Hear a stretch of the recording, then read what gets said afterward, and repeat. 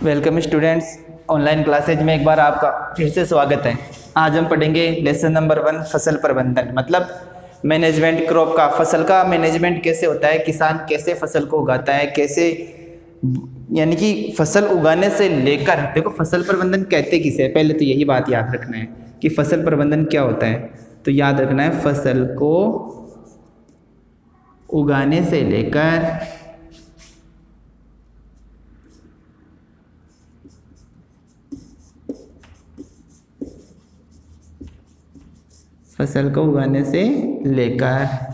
उसकी सुरक्षा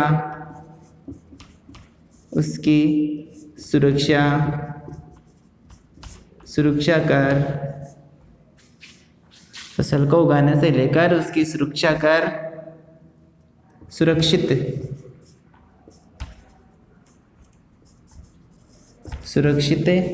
बाजार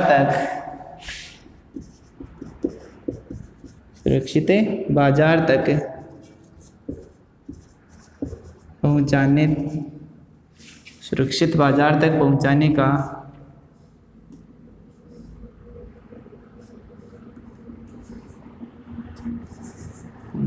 तक के संपूर्ण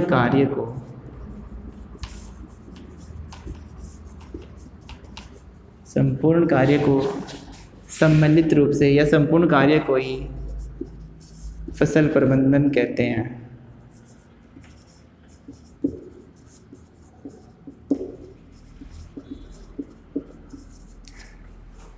देखिए एक बार वापस देखिए, फसल को उगाने से लेकर उसकी सुरक्षा करना और उसको सुरक्षित कटाई करके उसका भंडारण करके बाजार तक या मार्केट तक पहुंचाना, ये पूरा का पूरा काम जिसके अंदर होता है उसे कहते हैं फसल प्रबंधन। तो देखिए फसल प्रबंधन किसे कहते हैं ये आपने देख लिया होगा, इसमें से कोई क्वेश्चन नहीं आएगा। लेकिन फसल, अब यहाँ से जो टॉपिक बताया जा रहा है यहाँ से अच्छे से याद रखना कि फसल क्या होती है, किसे कहते हैं, इसे कितने भागों में बांटा गया है। तो देखिए फसल एक ही प्रकार का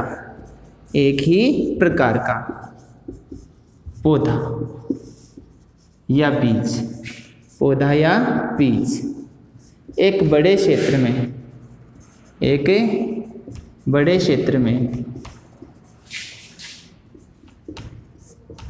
एक साथ उगाना ही, एक ही प्रकार का पौधा या बीज एक बड़े क्षेत्र में एक साथ उगाना ही फसल कहलाता है।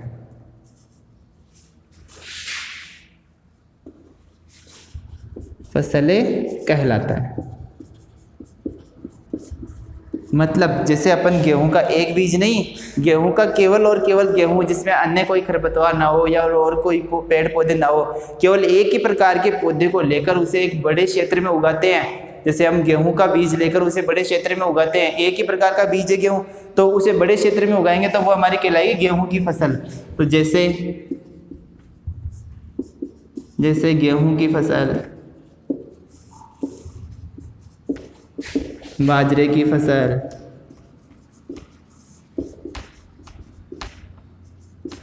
तो देखिए फसल क्या होती है, एक ही प्रकार के पौधे को या एक ही प्रकार के बीज को एक साथ एक बड़े क्षेत्र में उगाना फसल कहलाता है। अब फसल को ऋतुओं के आधार पर 3 भागों में बांटा गया है। ऋतुओं के आधार पर फसलों को 3 भागों में बांटा गया है। पहला भाग है, देखो खरीफ की फसल, दूसरा है रबी की फसल और तीसरा होता है जायद की फसल। ऋतुओं के आधार पर फसलों को 3 भागों में बांटा गया है, खरीफ की फसल, रबी की फसल और जायद की फसल। जो खरीफ की फसल होती है वो जून में बोई जाती है, मतलब गर्मियाँ, अगला जो महीना होगा वहाँ से खरीफ की फसल उगाई जाती है जून, और जून से लेकर जुलाई, अगस्त, सितंबर तक, जून से सितंबर तक होती है खरीफ की फसल। फिर अक्टूबर से लेकर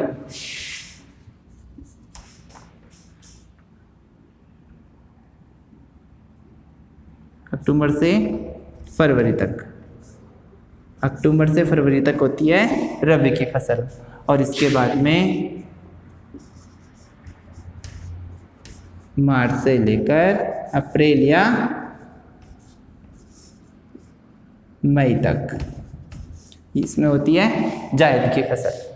तो याद रखना है खरीफ की फसल, रबी की फसल और जायद की फसल, इन फसलों को ऋतुओं के आधार पर 3 भागों में बांटा गया है। खरीफ की फसल ये होती है ग्रीष्म ऋतु की फसल, ग्रीष्म ऋतु। रबी की फसल होती है शीत ऋतु की।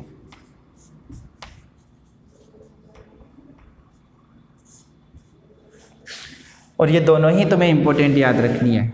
इसके बारे में किताब में नहीं दिया हुआ है, केवल और केवल इन दोनों के बारे में याद रखना है। खरीफ की फसल क्वेश्चन पूछ सकता है फसलों को मुख्य रूप से कितने भागों में बांटा गया है। तो फसलों को मुख्य रूप से 2 भागों में बांटा गया है, खरीफ की फसल और रबी की फसल। खरीफ की फसल को ग्रीष्म ऋतु की फसल कहते हैं और रबी की फसल को शीत ऋतु की फसल कहते हैं। जैसे अब आने वाले समय में हम बाएंगे मक्का, बाजरा, ये जो फसलें होती है मक्का, बाजरा, ज्वार,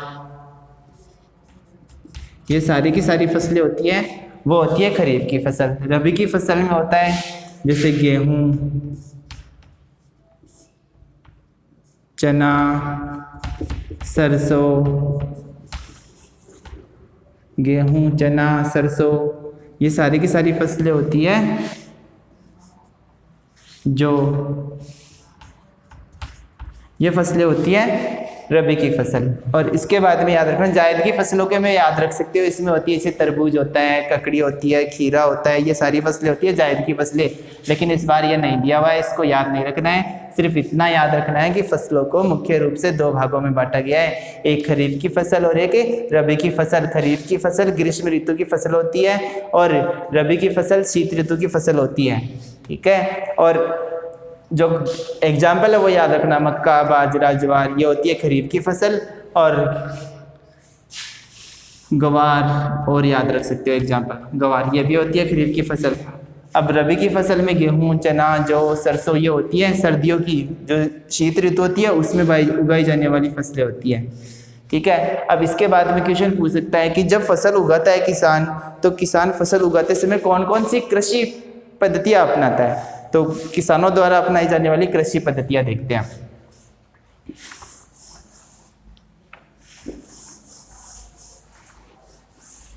देखिए कृषि पद्धतियाँ क्वेश्चन पूछ सकता है, इंपॉर्टेंट क्वेश्चन है और इस लेसन में पूरे में हम इसी पद्धतियों इन पद्धतियों के बारे में ही बात करेंगे। तो देखो कृषि पद्धतियाँ,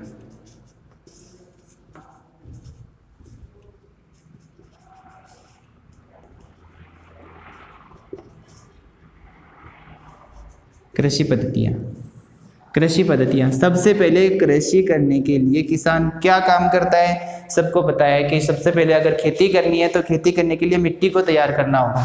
तो पहली कृषि पद्धतियों में पहला पॉइंट है मिट्टी तैयार करना। मिट्टी तैयार करना, मिट्टी तैयार हो जाएगी तो सबको पता है मिट्टी तैयार करने के बाद में क्या करेंगे, बुआई करेंगे उसमें। तो बुआई दूसरे नंबर पर।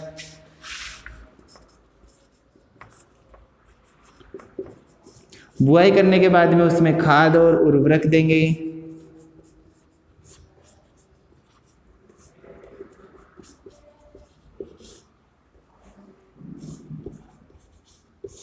खाद और उर्वरक देने के बाद में उसकी सिंचाई करेंगे।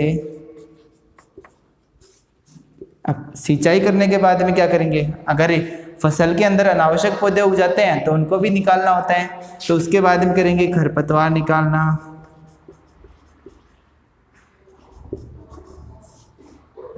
खरपतवार निकालना। खरपतवार निकालने के बाद में कटाई, और कटाई के बाद करते हैं उसका अनाज का भंडारण। और भंडारण के पश्चात उन्हें मंडियों तक पहुंचाया जाता है। तो कौन कौन सी क्वेश्चन पूछ सकता है एग्जाम के अंदर कि कौन कौन सी होती है कृषि पद्धतियाँ। तो कृषि पद्धतियों में याद रखना है किसानों द्वारा अपनाई जाने वाली कृषि पद्धतियाँ। सबसे पहले होती है मिट्टी तैयार करना, दूसरे नंबर पर मिट्टी तैयार करने के बाद में बुआई करते हैं, तीसरे नंबर पर खाद और उर्वरक देना, चौथे नंबर पर सिंचाई, पाँचवें नंबर पर खरपतवार निकालना, छठवें नंबर पर फसल की कटाई करना और सातवें नंबर पर फसल का भंडारण करना। तो इम्पोर्टेंट क्वेश्चन है, याद रखना कृषि पद्धतियाँ कौन कौन सी होती है आज के लिए। ठीक है, अब देखो सबसे पहले मिट्टी तैयार करना, इसको पढ़ेंगे कि मिट्टी कैसे तैयार की जाती है। तो देखो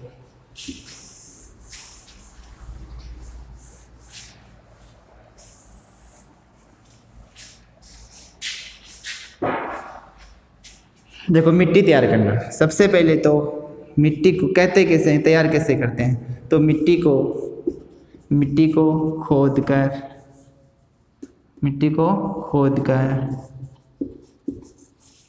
या उलट पलट कर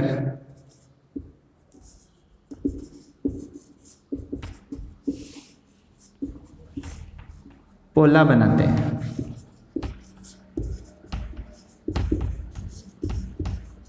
सबसे पहले मिट्टी तैयार करने के अंदर काम आता है कि मिट्टी को खोदकर या उलट पलट कर उसे पोला बनाते हैं। और यही बात याद रखनी है कि मिट्टी तैयार करना मतलब जुताई करना। और जुताई करना किसे कहते हैं? मिट्टी को खोदकर या उलट पलट कर पोला बनाते हैं, इसी प्रक्रिया को जुताई कहते हैं, इसे जुताई कहते हैं। अब देखो, अब यहाँ से भी एक क्वेश्चन पूछ सकता है कि मिट्टी को उलट पलट कर खोद कर उसे पोला क्यों बनाते हैं। तो यही क्वेश्चन बनता है, पोली मिट्टी के लाभ लिखिए। पोली मिट्टी के लाभ देखिए, पोली मिट्टी के क्या क्या लाभ होते हैं। सबसे पहले यदि मिट्टी पोली होती है, क्यों बनाते हैं उसे पोला? क्योंकि यदि मिट्टी पोली होती है तो पोली मिट्टी में बीज का अंकुरण आसानी से होता है। एक तो याद रखना, बीज का अंकुरण आसानी से होता है।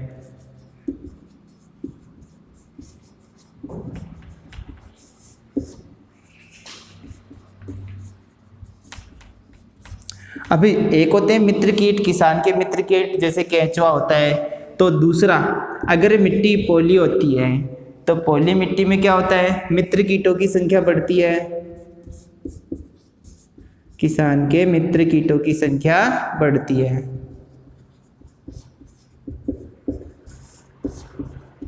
एक और याद रखना है कि यदि मिट्टी पोली होगी तो जड़ें आसानी से वृद्धि करेगी, जड़ों को श्वसन आसानी से होगा,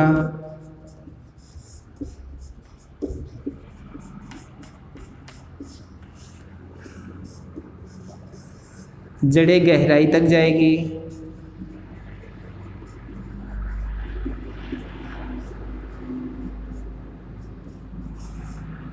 और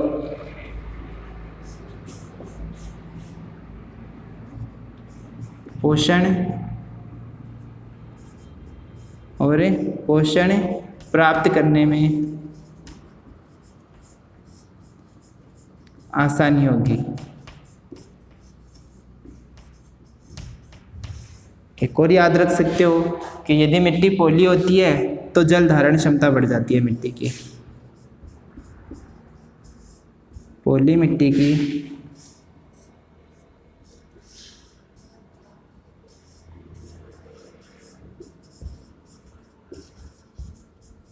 जल धारण क्षमता बढ़ जाती है। और वेरी इंपॉर्टेंट क्वेश्चन है कि पोली मिट्टी के लाभ बताइए। यहाँ से भी ये इंपॉर्टेंट क्वेश्चन है कि पोली मिट्टी के क्या लाभ होते हैं। तो याद रखना, एक तो बीज का अंकुरण आसानी से हो जाता है, मित्र कीटों की संख्या बढ़ती है, जड़ों को श्वसन आसानी से होता है, जड़ें गहराई तक जाती है और जितनी गहराई तक जाएगी उन्हें पोषण भी उतना ही अधिक प्राप्त होगा। और एक पोली मिट्टी होती है उसमें जल धारण करने की क्षमता अधिक होती है, तो पौधा आसानी से वृद्धि करता है। पोली मिट्टी में पौधा क्या होता है? आसानी से वृद्धि करता है, आसानी से वृद्धि कर लेता है। ये याद रखना है। तो आज पढ़ाई सबसे पहला क्वेश्चन था कि फसल प्रबंधन किसे कहते हैं। जो इम्पोर्टेंट क्वेश्चन है वो याद रखना।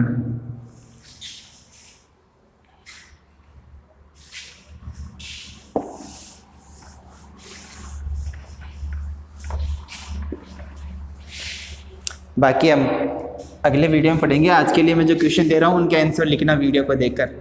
तो क्वेश्चन नंबर 1 है, फसल किसे कहते हैं? फसलें किसे कहते हैं? ये होमवर्क है आज कि घर पे हो तो घर पे बैठकर जो पढ़ाया जाता है उसकी आसानी से नोट्स बना सकते हैं। जो क्वेश्चन बताए जा रहे हैं उन क्वेश्चन के आंसर लिखने हैं वीडियो देखकर। तो पहला क्वेश्चन है, फसल किसे कहते हैं। दूसरा क्वेश्चन, फसलों को कितने भागों में बांटा गया है? कितने भागों में बांटा गया है? थर्ड क्वेश्चन, किसानों द्वारा अपनाई जाने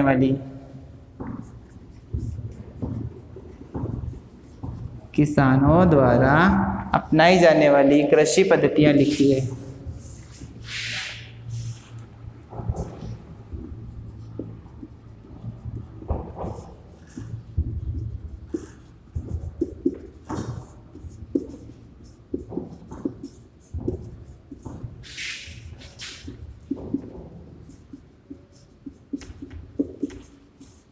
किसानों द्वारा अपनाई जाने वाली कृषि पद्धतियां लिखो।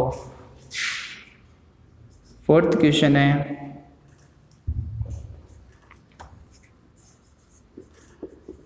जुताई किसे कहते हैं?